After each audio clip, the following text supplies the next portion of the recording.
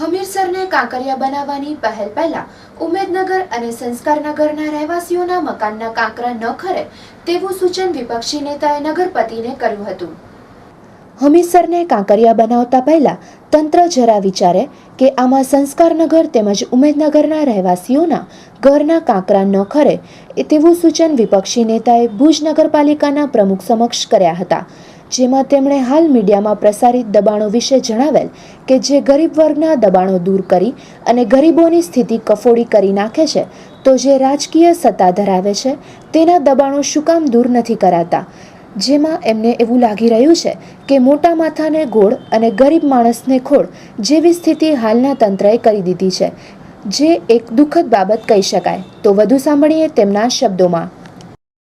જે બધા ભાઈઓ બેઠા રતિકભાઈ બધા 1985 થી ચાલુ છે, મંગલભાઈના વખતથી આ બધું તમારી કને સત્તા છે, તો 1985 થી જવાબદારી નગરપાલિકાની તમામ ભારતીય જનતા પાર્ટીના સુકાનની હતી, બરોબર। તો જીયુડીસી ની ફૂટની લાઈન નાખી ત્યારે પણ તમને તો ખબર જ હતી કે એક જીયુડીસી ની 1 ફૂટની લાઈન જાય છે, 25 ફૂટ ઊંડી છે, આ ખોદવું પડશે, કરવું પડશે। હવે સાહેબ આમાં તો રોજ જેની કને કોન્ટ્રાક્ટ છે, કોના જે અમને ખબર નથી, કોણ ભાગીદાર છે, કદાચ ઘણા બધા આમાં તમે તપાસ કરશો તો આમાં ઘણા સીધી રીતે ભાગીદારોમાં સત્તા પક્ષ છે સાહેબ, મારો ચોક્કસપણે તમને હું દાવા સાથે કહું, તમે તપાસ કરો, બરોબર। તો આ જે છે, આ છે સેવન સ્કાય થી આગળની સાઈડમાં, આ ત્રિમંદિર થી આગળની સાઈડમાં વાડીમાં એને અમે ગટરનું પાણીથી ખેંચે છે, ગટરના હવે આવી રીતે ગટરોના ખેંચી લે છે, આવી રીતે ડૂચાઓ હોય છે, હવે ડૂચાઓ છે 60 લાખ રૂપિયા આમાં 60 લાખ રૂપિયા વપરાણા સાહેબ, લઈ જાઓ છો ક્યાં ફરે બુડોઝરમાં, ના લઈ જાઓ સાહેબ, ઘણા ઉપર આવે છે ઘણી અંદર પાછળ આશાપુરા નગરી ઓલા બિચારા બધા દલિત ભાઈઓને આમાં કે નામ બેસીને રહી ગયા હતા, એ તો અમે કલેક્ટર સાહેબ પાસે ગયા, બધું ઓલું થયું અને એની ઓલી બતાવી કે આ કેટલા વર્ષથી અહીંયા બેઠા છે, બરોબર। એને હવે આ બધા રાજકીય માતાઓને જલ સાહેબ તો રાજકીય માતા તો તમારી નગરપાલિકા કહે છે, તમારી નગરપાલિકા કહે છે, લ્યો નગરપાલિકા કહે છે, તો ગરીબ માણસોને બિચારાને ઓલું મળે ને આમને ગોળ મળે એ વસ્તુ વ્યાજબી નથી, બે આ વસ્તુ છે।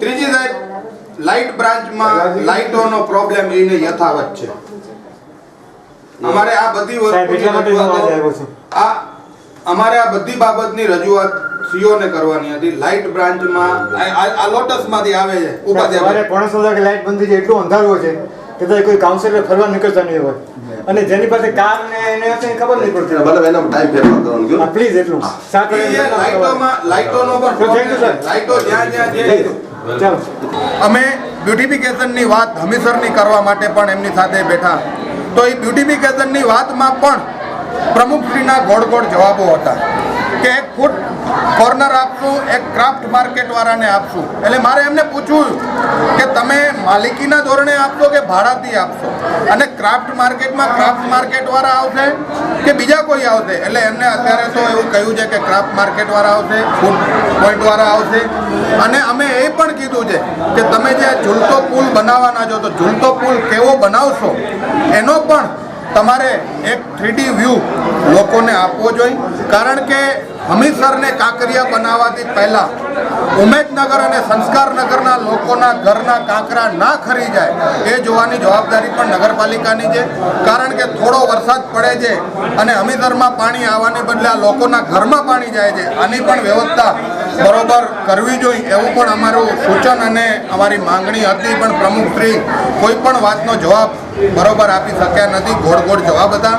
એટલે અમારે આપના માધ્યમથી લોકોનું પણ ધ્યાન દોરવું છે કે આપ પણ આ સત્તાધીશોને આ બાબતના બધા ખુલાસા પૂછી શકો છો, આપનો પણ અધિકાર છે અને આપ આપના અધિકારનો ઉપયોગ કરો એવી મારી માંગ છે। તો આ સંદર્ભે અશોક હાથીને અમારા રિપોર્ટરે સવાલો કર્યા હતા અને તેમને જણાવ્યું હતું કે વિપક્ષ જે નગરપાલિકા અને વહીવટતંત્ર જે કામ કરે છે એની માહિતી માટે આવ્યા હતા, ને જન્મમરણ દાખલા માટે જે 4-5 દિવસથી અમારા જે સબ રજિસ્ટર ભટ્ટભાઈ રજામાં ગયા છે, એટલે એના નિમણૂક માટે રજૂઆત કરવામાં આવ્યા હતા, પણ સીઓ સાહેબ જન્મમરણ રજિસ્ટર માટે ઉપરથી મંજૂરી લેવી પડે, સહીનો નમૂનો મોકલાવવો પડે। સીઓ સાહેબ આજે પોતે ગાંધીનગર ગયા છે, એના માટે સહીનો નમૂનો લઈ અને ગમે નિમણૂક કરી અને રેગ્યુલર ચાલુ થઈ જશે. ખાસ કરીને વિપક્ષે રાજકીય દબાણો વિશે પણ રજૂઆત કરી છે. આ કયા રાજકીય લોકોના દબાણ છે અને નગરપાલિકા રાજકીય લોકોના દબાણ દૂર કરવા માટે શું પગલાં લેશે આગામી દિવસોમાં?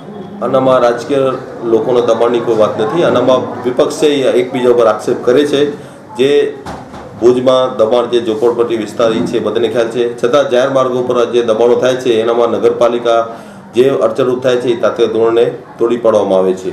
દબાણ શાખાના ઇન્ચાર્જ કબૂલ્યું છે મીડિયા સમક્ષ કે રાજકીય લોકોના દબાણ છે અને રાજકીય લોકોના દબાણ દૂર કરવા જાય ત્યારે પદાધિકારીઓ ફોન કરીને પાછા બોલાવી દે છે. તો આ શું છે આખી ઘટના? એનામાં જે દબાણ શાખાએ જે પોતાની રીતે જે મીડિયાને ઇન્ટરવ્યૂ આપ્યો હતો, એક તો પેલી વ્યાજબી વસ્તુ નથી, કારણ કે એને કોઈ ઇન્ટરવ્યૂ આપવાનો અધિકાર નથી.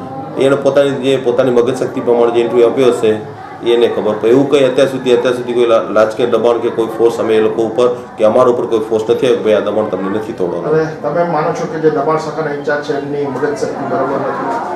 ના, એવું નથી કાંઈ. ગમે એ કારણોસર ઇન્ટરવ્યૂ લીધો છે એનો અમે ખુલાસા પોતે લઈશું. પણ આમાં એક જોવા મળી રહ્યું છે કે ઇન્ટરવ્યુ બાદ દબાણ શાખાના ઇન્ચાર્જ ઉપર પ્રેશર આપવામાં આવી રહ્યું છે સત્તા પક્ષો દ્વારા દબાણ ઊભું કરવામાં. અત્યાર સુધી અમે કોઈ જાતની અમારી રીતે ચર્ચા પણ નથી થઈ ને અત્યાર સુધી જેને કહેવાય કે એને અમે બોલાવ્યો નથી, અમારી રીતે ચર્ચા કરી છે. કોઈ જાતનો દબાણ નથી. એ પણ માણસ છે ને નગરપાલિકાનો કર્મચારી છે, એના પર કોઈ જાતનો દબાણ ન હોય. અને રાજકીય દબાણોના પુરાવા આપવામાં આવશે તો નગરપાલિકાના સત્તા પક્ષો શું? એનામાં રાજકીય હોય કે મારો પોતાનો વ્યક્તિગત દબાણ હોય તો સરકારી નિયમ બધે માટે લાગુ પડે છે. નગરપાલિકા એ પ્રમાણે જાગૃત અને તત્પર રહેશે પૂરેપૂરું.